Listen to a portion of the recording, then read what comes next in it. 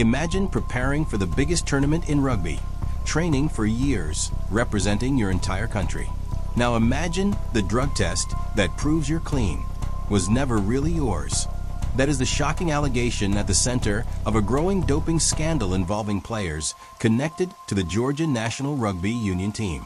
According to investigators from World Rugby and the World Anti-Doping Agency, multiple athletes are suspected of swapping urine samples during official drug testing procedures.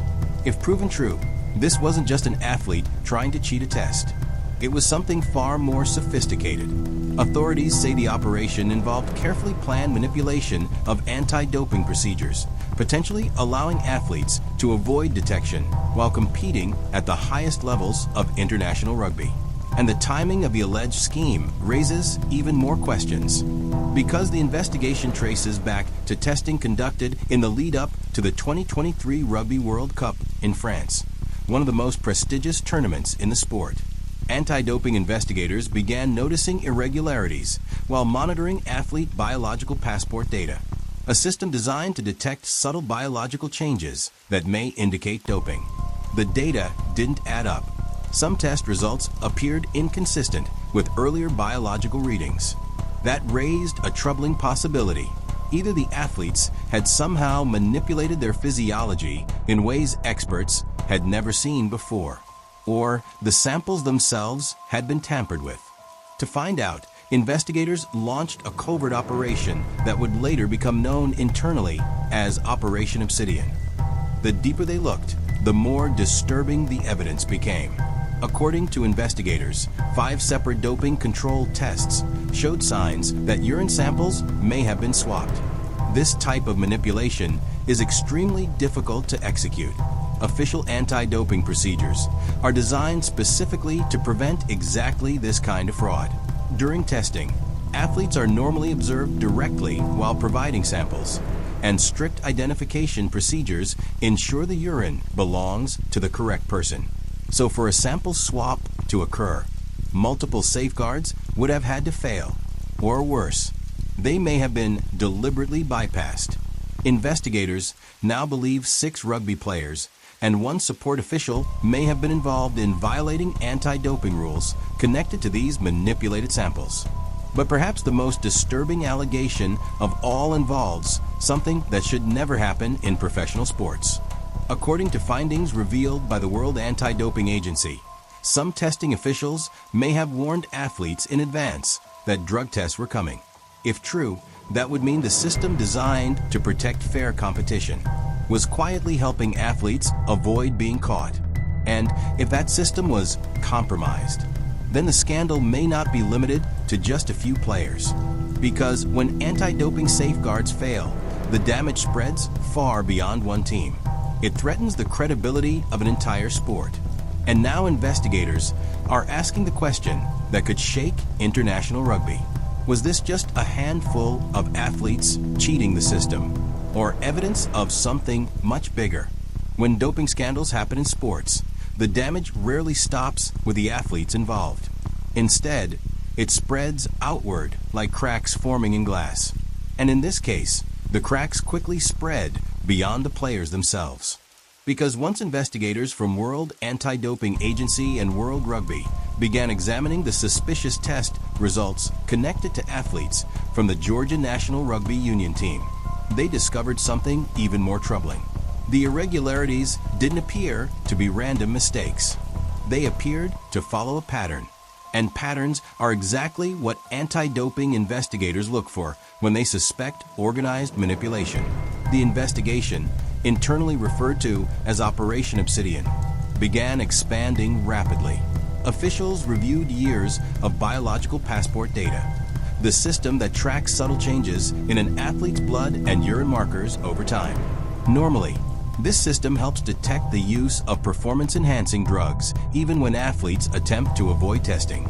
But this time, the passport data suggested something different. Some biological readings suggested the athletes should have tested positive for banned substances. Yet the official urine samples showed nothing. That contradiction raised a serious possibility. If the biological data was correct, then the samples submitted during testing may not have belonged to the athletes at all. And that's when the investigation took a dramatic turn. Because according to findings revealed by World Anti-Doping Agency, some anti-doping personnel connected to Georgia's national testing system may have failed to properly supervise the sample collection process. In anti-doping procedures, observation during urine collection is one of the most critical safeguards. Without it, the entire system becomes vulnerable to manipulation. Investigators now believe that 5 doping control tests may have involved swap samples, allowing athletes to bypass detection. But even that wasn't the most alarming discovery. According to investigators, there were also indications that some athletes may have been warned in advance about upcoming drug tests. In the world of anti-doping enforcement, advance warning is a major violation. Testing is meant to be random and unpredictable. If athletes know when the tests are coming, they can take steps to hide the presence of banned substances in their system. That possibility sent shockwaves through international sports authorities, because it suggested that the problem might not simply be a group of athletes cheating. Instead, the integrity of an entire national anti-doping structure was suddenly being questioned. When the findings became public, the president of the World Anti-Doping Agency, Witold Banka, reacted with unusually strong language. He described the allegations as outrageous and deeply damaging to the credibility of clean sport. For anti-doping authorities, this wasn't just another violation. It was a warning sign, because if the system responsible for catching doping is compromised, then athletes determined to cheat suddenly have a powerful advantage. And investigators now faced a terrifying possibility. If sample swapping and test warnings had occurred multiple times, how long had it been happening? And how many competitions might have been affected? Those questions would soon push the investigation into even darker territory. Once anti-doping authorities realized that something inside the testing system might have been compromised, the investigation intensified. Because proving doping is one thing, but proving sample manipulation is far more complex. The investigation was led jointly by World Anti-Doping Agency and World Rugby, working with international forensic laboratories that specialize in detecting tampered drug tests. Their mission was simple: determine whether the urine samples collected during official anti-doping tests actually belonged to the athletes who submitted them. To do that, investigators turned to one of the most powerful tools available in modern anti-doping science: DNA analysis. Every urine sample collected in professional sport contains trace DNA from the athlete who provided it. By comparing that DNA to other verified biological samples, investigators can determine whether a sample truly belongs to the athlete it was assigned to. And when analysts began examining the suspicious samples linked to players from the Georgia National Rugby Union team, they discovered evidence that raised serious concerns. According to investigators, several samples showed signs that they may not have been produced by the athletes who supposedly submitted them. In other words, the samples may have been swapped. If confirmed, that kind of manipulation would represent one of the most serious forms of anti-doping fraud, because it doesn't just hide banned substances. It attacks the integrity of the entire testing system. As the investigation continued, authorities began reconstructing exactly how the alleged manipulation may have taken place. During official anti-doping procedures, athletes must provide urine samples under strict supervision. Testing officers are supposed to watch the process directly to ensure the sample cannot be substituted. But investigators discovered multiple cases where proper observation procedures may not have been followed. Without that supervision, the opportunity for sample substitution suddenly becomes possible. And if athletes had been warned in advance that testing was coming, the opportunity becomes even easier to exploit. Authorities believe that at least 6 players and 1 team support official may have been involved in violations connected to these manipulated tests. But the investigation was never just about individuals, because investigators also needed to determine whether the failures were accidental or the result of systemic weaknesses inside Georgia's national anti-doping structure. As evidence continued to emerge, confidence in the country's anti-doping system began to erode. International regulators started asking serious questions about whether the safeguards designed to protect clean competition had been properly enforced. For Witold Bonka, the president of the World Anti-Doping Agency, the findings were deeply troubling, because when athletes manipulate tests, they damage fairness in competition. But when the testing system itself appears vulnerable, the consequences spread across the entire sporting world. Now, anti-doping authorities faced a critical decision. How severe should the punishment be? And what changes would be required before trust in the system could be restored? Those answers would soon determine the future of the athletes involved and the reputation of Georgian sport itself. When the investigation findings were finally revealed, the reaction inside the world of rugby was immediate, because the evidence suggested that the problem went far beyond a single athlete trying to cheat a drug test. Instead, investigators concluded that multiple anti-doping violations had occurred, involving several players connected to the Georgia National Rugby Union team. According to the findings announced by World Rugby and the World Anti-Doping Agency, 6 rugby players and 1 support official were found to have committed violations related to sample manipulation and anti-doping rule breaches. The accusations centered on 5 separate doping control tests, where urine samples may have been swapped. That alone would have been a serious scandal. But the investigation uncovered something even more damaging. Authorities said the testing environment itself had been compromised. In normal anti-doping procedures, athletes must provide urine samples under direct observation to ensure the sample cannot be substituted. However, investigators found that in several cases proper supervision may not have occurred. That failure created the conditions necessary for manipulation. And when those findings became public, the reaction from global anti-doping leadership was blunt.